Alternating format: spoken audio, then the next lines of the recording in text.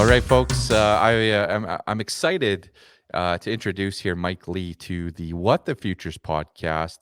Mike, we've got growers across Western Canada tuning in, and so I want to give you a little bit of background here, and I like to ramble, but I'll turn it over to you in a second. But anyways, I used to be a grain marketing advisor for farmers across the prairies. Okay, and there was a year, I can't remember what year it was, but I did not see this massive Russian wheat crop that was being produced that year. It got printed Was in a that last year? USDA. Pardon me? Last year before last, yeah. It was a couple of years ago. Yeah. Actually, this probably goes back to I was consulting for a while, so this might even be like 20. When was that really big Russian wheat crop? It would have been like 2014 or 2013 or somewhere Well, back there. yeah, I haven't got the figures in front of Yeah. me now. I thought you were talking about the recent 2022 Well, inflated big Russian wheat crop, which was some of the sources of that wheat were perhaps not Russian in origin. yes. Yes. Yes.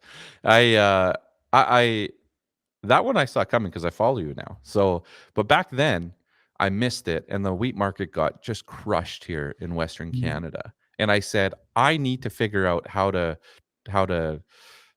track this Russian and Ukraine wheat totals. I need a pulse over there, and I found this fellow jumping in a car traveling 3,000 miles or kilometers, I don't know what it was necessarily, across Russia doing these crop checks. And that's when I started to follow you and subscribe to your journey. So Mike, welcome to the show.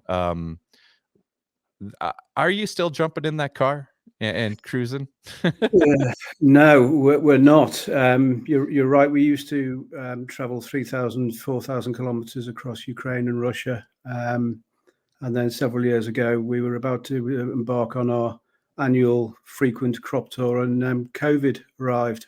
Yeah. And I was actually in Moldova at the time, and I was on my way to Russia, but I realized that COVID was going to be a bigger issue than we'd anticipated. And I thought I'd better come back to the UK. So I think I got the last ticket on the last plane out of Moldova to get back to the UK. And we were in lockdown for, what was it, 2 years or something? Oh, yeah. Yeah. And then after that, 2 years later, I thought we'd restart the crop tours, and then Russia invaded Ukraine. So Yep. that was the end of that. So no, we haven't been able to get on the ground the way that we used to. Incredible that back then the journey you guys would take multiple times a year, right? You'd Yeah. go, yeah. It's on my bucket list. When next time you figure out how to get over there, when things, I don't know, when this world starts to smarten up a little bit, maybe. Yeah, keep me a seat because I'm coming with you. Absolutely. The way that I approached it, my background is in agronomy, and I worked with businesses in Ukraine up until 2014, when the revolution, the latest revolution, took place, and things went a bit crazy. And the investors that I was working with all pulled out of Ukraine, basically. So we found ourselves at a loose end. But I sort of thought what would be good would be to travel across Ukraine and Russia the way that you would approach a farm as an agronomy, package. As an agronomist, you would arrive on the farm and you'd travel across the farm to get a representative sample of the crops to enable you to make your agronomic decisions. So I tried to emulate the same process, but over 3, 4, 5,000 kilometers.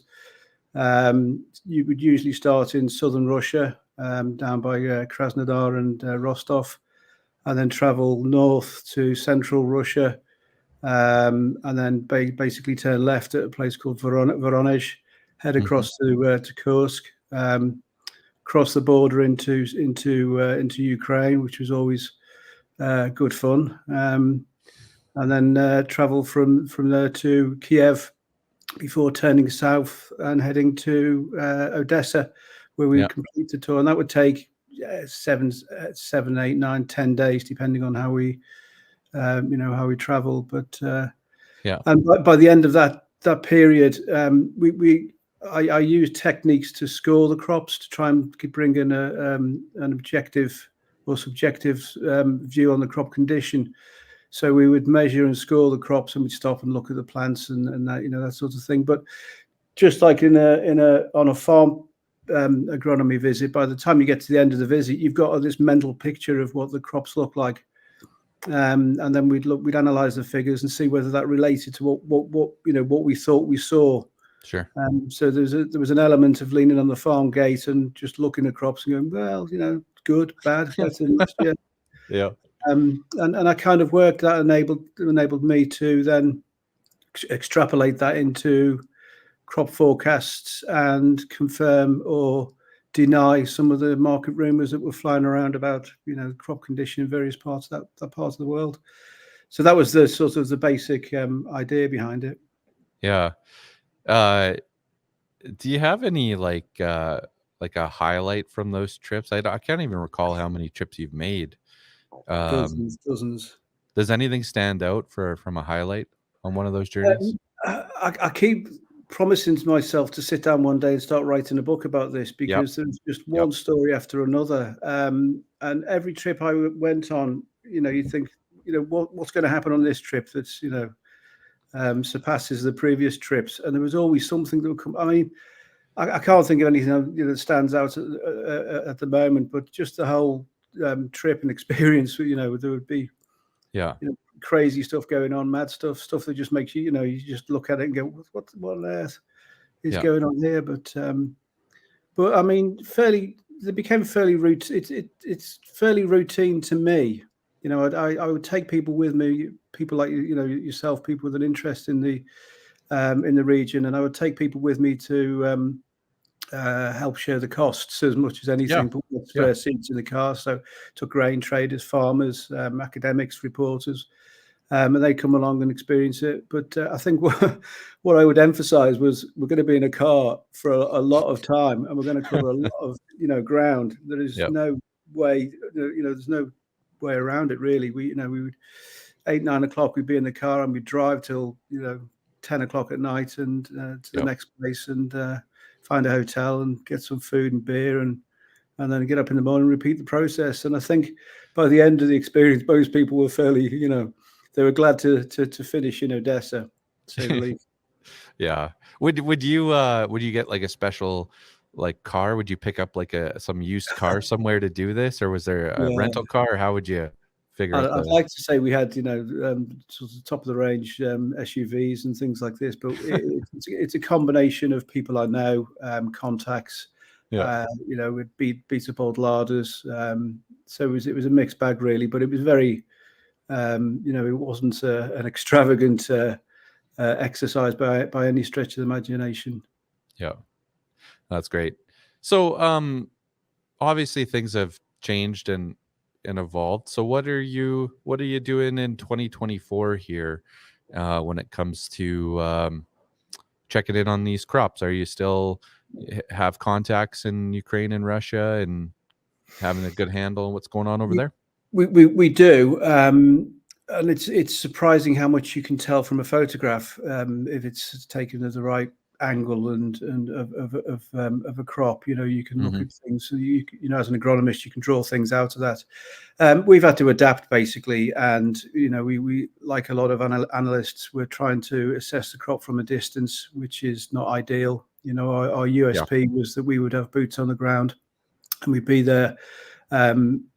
Physically, not just once a year, but several times through the season. So we'd follow the crops through the sort of the key stages, and that gives you an impression of what the crop looks like compared to what it looked like previously. But obviously we can't do that at the moment. I am toying with the idea of going to Ukraine this year to try and see what's going on there. But obviously that kind of depends on how things develop.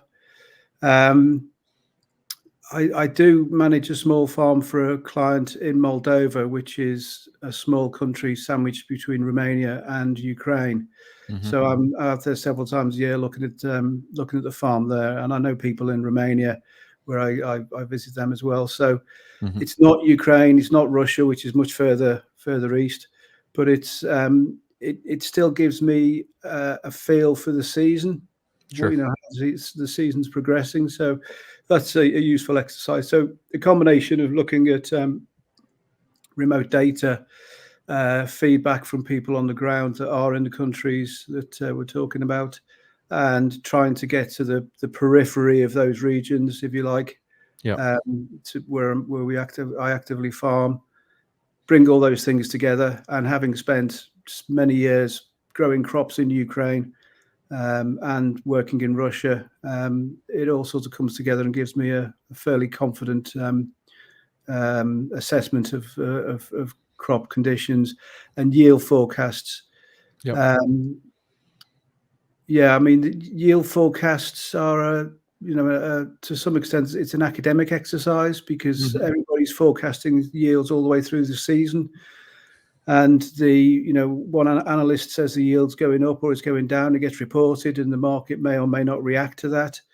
And then by the time you get to the actual harvest and the crop is gathered and then it's adjusted for bunker weight, for clean weight, it's sort of 6-12 months down the line, and then the official number comes out, and it generally bears little resemblance to what the forecasts were being made earlier in the season.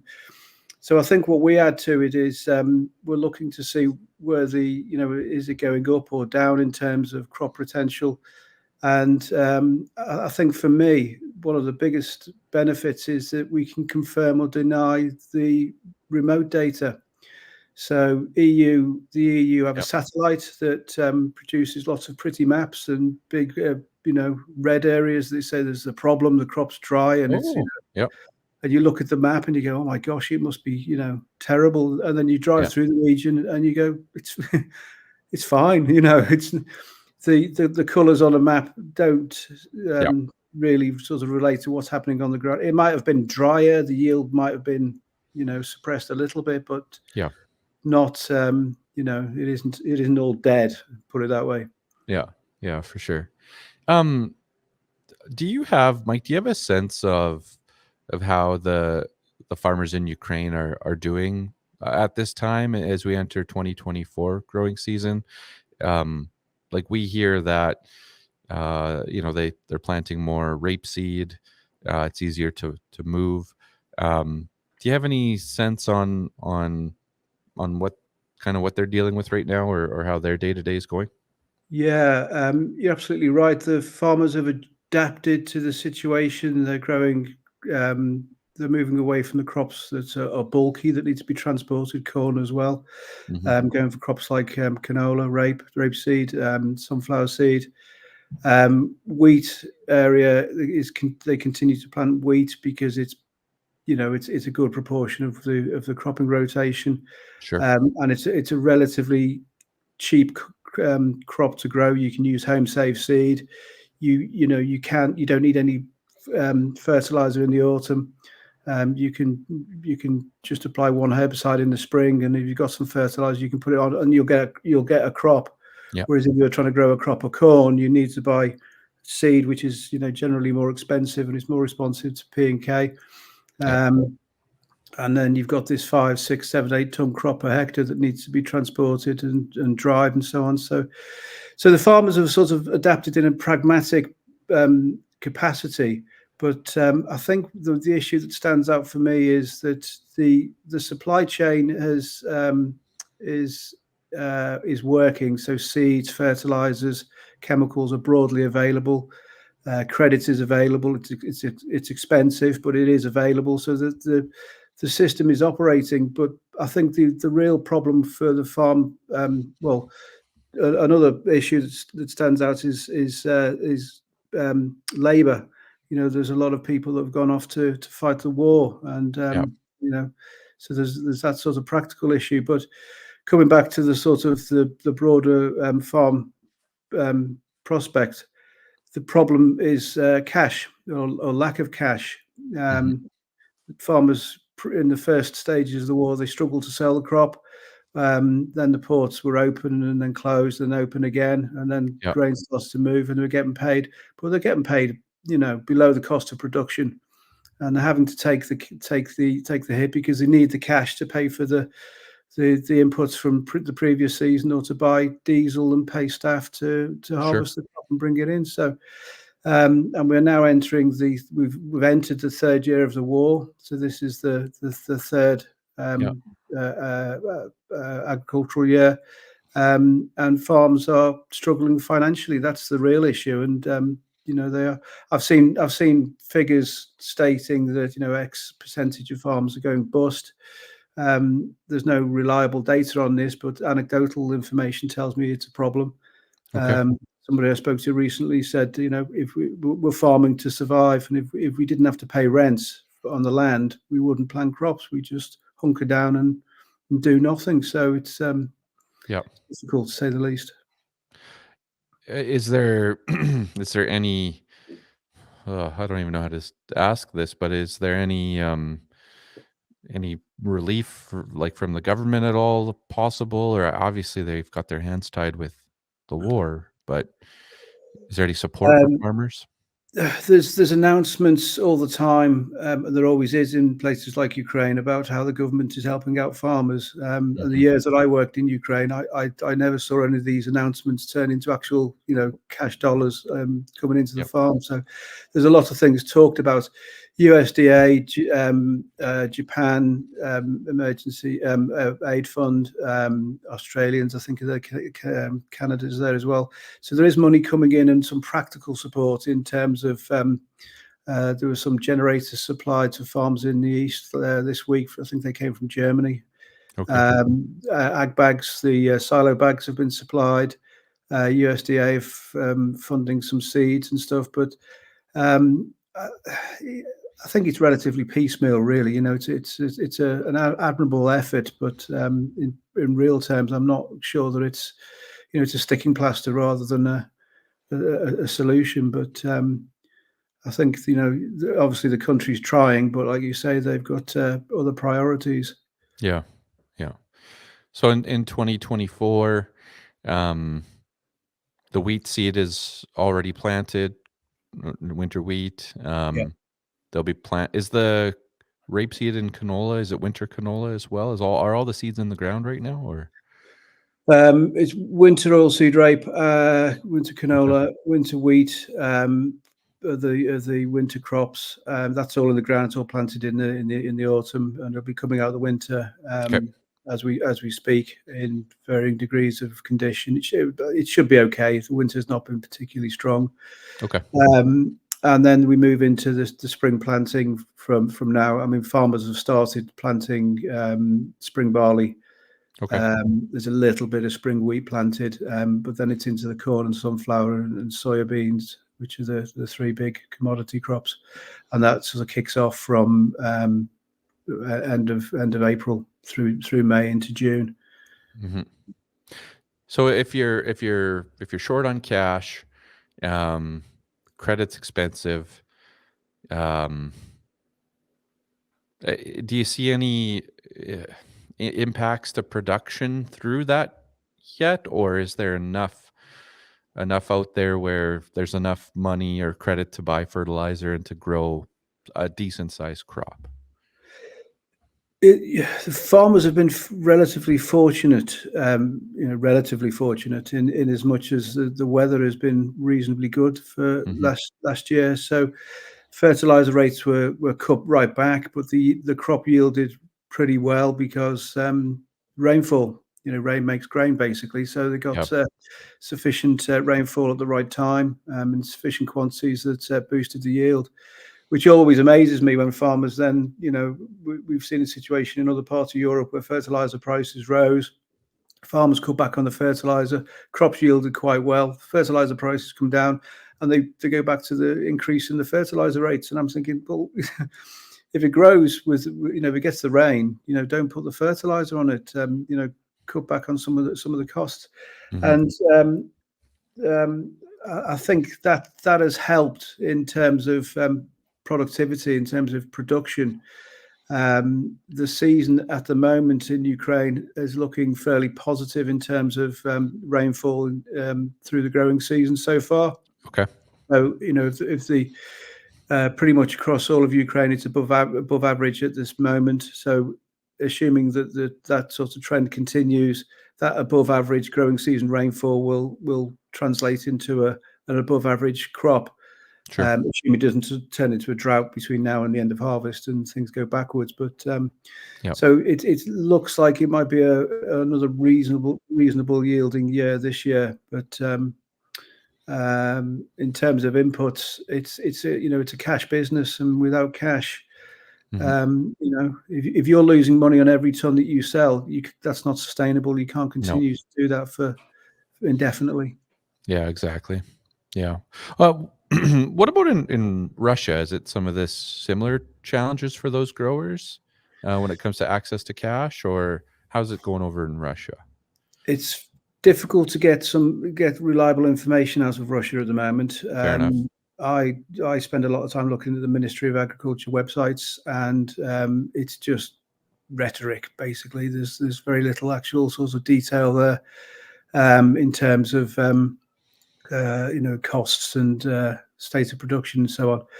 But I mean, if you do read the websites, if you're sad enough to spend your evenings reading Russian websites on agriculture, you'll find that everything's fantastic. The yields are better than last year, and they're always going to be better, and it just rolls on like that. Which, in my job, is to sort of sift through that and try and read between the lines and try and get a picture of what's actually happening. But in terms of sort of general farming, there's less issues in Russia. The supply chains have not been damaged or interrupted, and exports are still continuing out of the Black Sea ports. There has been issues with regards the sanctions. There isn't sanctions on the export of food and agrarian products, but there were sanctions on the financial controls and the ability for business. So basically, it's difficult for traders to pay the traders in Russia.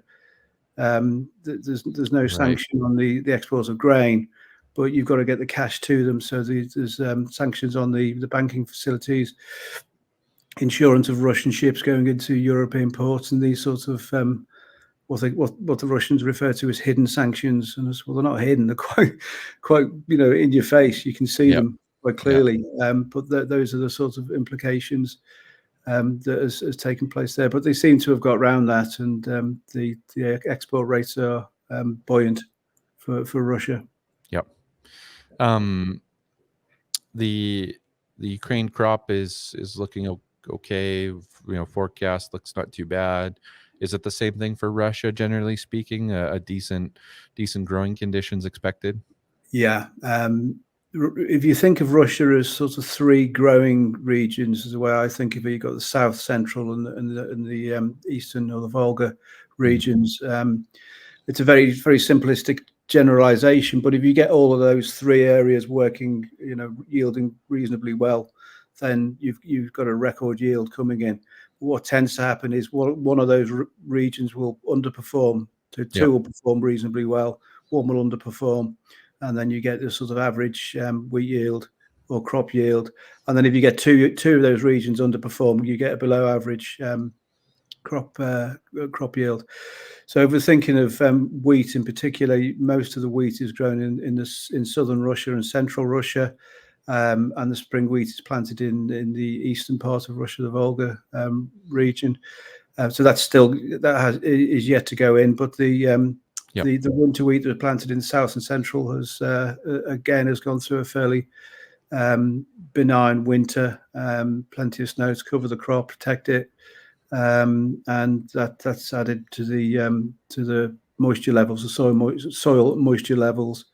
So, by and large, as far as we can tell, the two winter wheat growing regions are looking reasonably well. Okay. So now we need to turn our attention to the spring crop that will make or break give us an average or above average yield production in Russia. When it comes to the mix of crops that they're growing in Russia, has that changed at all with the war in Ukraine, or is it pretty consistent, or do we know? Yeah, I should have looked this up before we jumped on the podcast, but Off the top of my head, it's reasonably consistent. You get Yep. increases, decreases year on year between crops, but I don't recollect seeing any correlation between the war and any significant changes to crops that are being grown in Russia. Sure. The area is constantly increasing. They're looking to grow more and more crops. They're looking to open up far east of Russia. And there has been talk of an extra 10 million hectares of cropland and things like this. I think that's Wow. all a bit pie in the sky. It's all a bit over embellished. But if you look at the oblasts or the districts, by the reports that come out from each of the districts, they all talk about increasing crop production. Yeah, that's the message that's coming from the Kremlin, from Moscow, is grow more crops. Right. But those crops will be grown on the more marginal land. There's a reason why they don't grow crops there now, Yep. because it's marginal land. So Yeah. while the area is looking to increase, it doesn't correlate that the yield will go up proportional. Right. Yeah. Fair enough. You look across the globe, and it doesn't matter if you're in, it's different reasons, but it's expensive to grow a crop, and obviously commodity prices have been trending lower here for the last couple of years.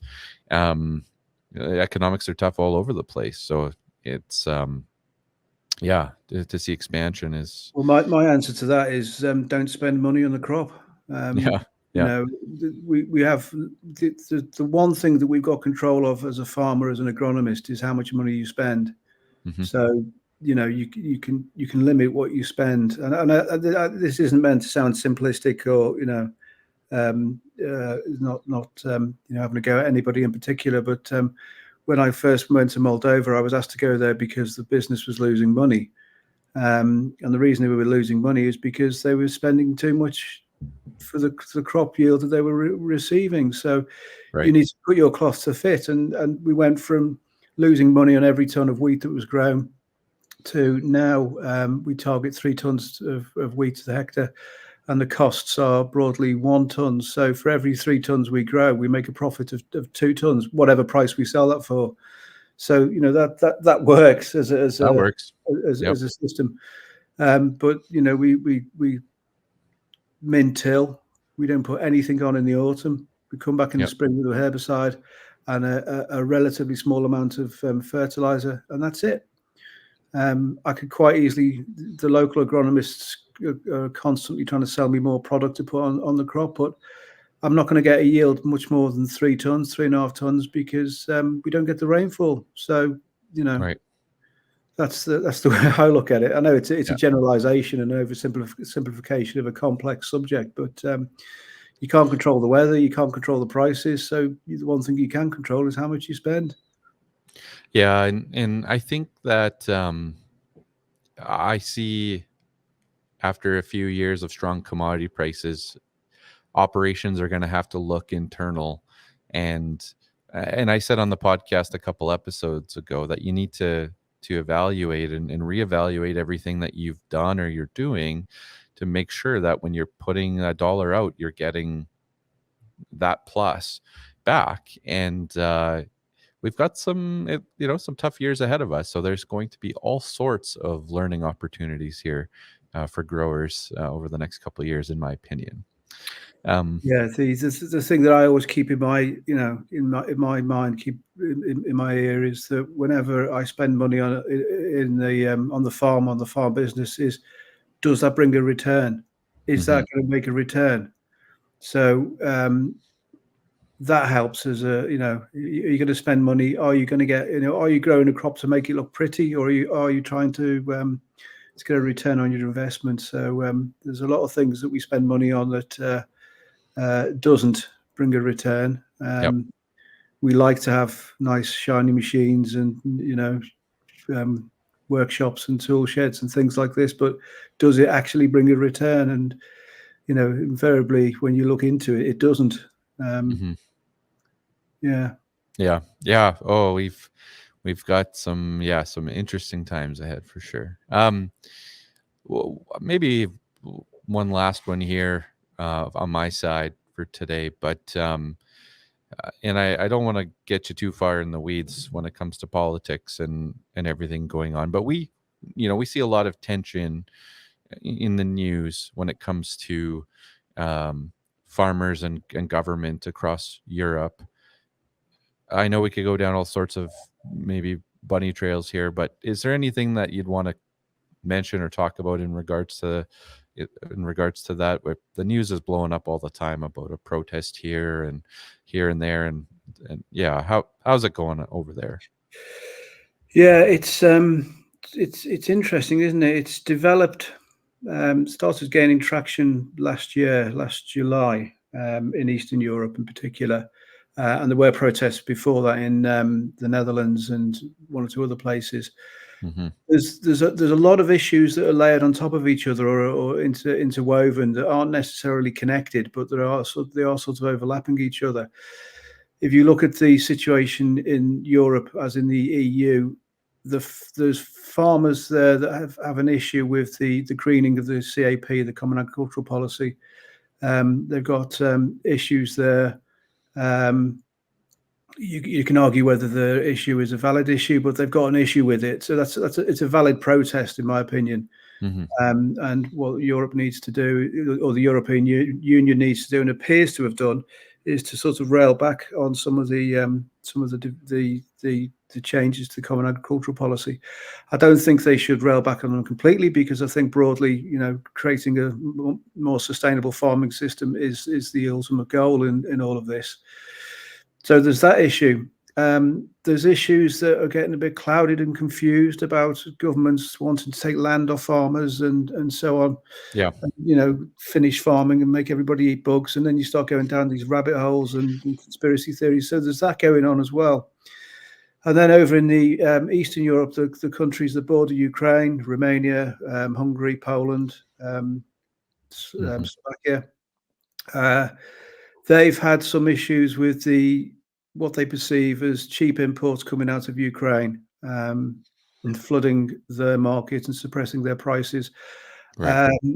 The Ukrainian Ministry of Agriculture have come out this last few weeks with sort of counter arguments and counterpoints that the quantity of grain that's coming out of Ukraine is not as much as coming out of other countries. There's suggestions that some of the protests have people who are not farmers that are getting involved, with the right wing, or there has been suggestions that the Russians have been involved. I haven't seen any evidence to this, but it's all smoke and mirrors and conspiracy and so on and so forth. But and that issue gets wrapped up with the sort of the legitimate European farmers' protests. So it starts to get a bit clouded and confused. And then we've got issues here in the UK with farmers in Wales in particular are unhappy about the similar sort of situation with the agricultural policy. Okay. So it's a very confusing situation which has valid protests in it and some issues that have subversive or ulterior motives.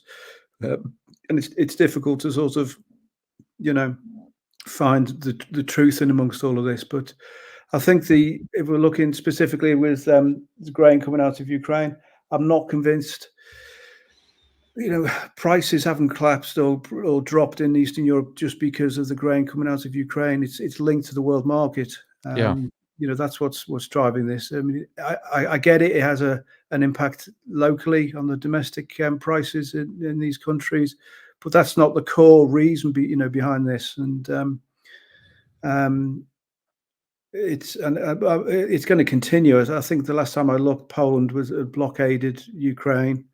Yep. But Ukraine was saying that there's Russian wheat coming through Belarus and the Baltic countries into Europe. So if you're going to block Ukrainian wheat, what about this Russian wheat that's coming out of coming through Belarus and the Baltic countries? So there's a lot of conspiracy claim, counterclaim, Yep. propaganda, and it's not straightforward, I think, is the conclusion.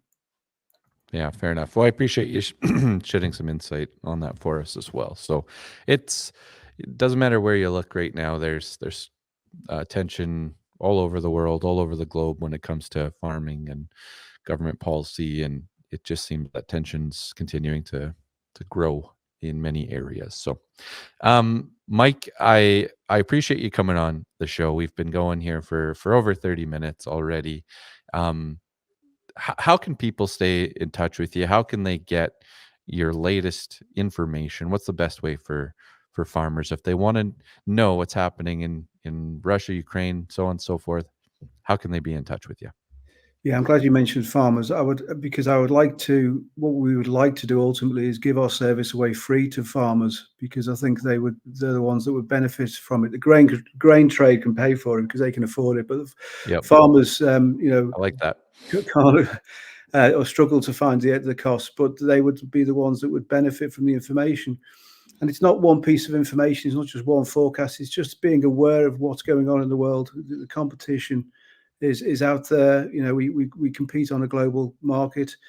To enable you to understand your business, you need to understand what's going on in other countries, particularly these big grain producing regions of Ukraine and Russia. What you do is difficult. The next stage is the difficult part, but at least being informed is part of the process. Yeah, Having said that, we can't give it away for free because we've got kids to bring up and yeah, bills to pay and stuff. yeah. But we have a website called Black Sea Crop Forecasts .com. Okay. And on there, there's a link to the subscription page, and you can go on there, and for 40 British pounds a month or 395 British pounds a year, you can subscribe to that service. And what we do is we produce regular updates 3, 4, 5 times a week. Try and keep it down to one page so that it's we Yep. get the detail rather than embellish it, so that Yes. it's a sort of at a glance sort of approach to follow what's going on. And we include our crop forecasts as well and other bits of information in there. And we're thinking of doing a podcast ourselves as well. Perfect. So we're trying to develop that business. And what I say to farmers is, several of you could get together, get one subscription, and we haven't got any hard and fast rules, but you could have 5 people say on one subscription, so you could share the information, and then it wouldn't be a huge cost. And it would help us, support us to continue to develop what we're doing. And when the world returns to some sort of normality, we can get boots back on the ground and do what we did before. Yeah, you bet. Awesome, Mike. Again, thank you so much for joining the show. I appreciate the work you guys do. And like you said, a 1-page, 2-page, they're a great quick read with all the important information. So I'll put the website in the show notes as well. Hopefully you can join me again one day in the near future. And if you need any tips on setting up a podcast, I'm not an expert yet. I'm only on episode 18, but I'm certainly willing to lend a hand if I can. So thank you so much, Mike. Appreciate everything you guys do over there. Thank you.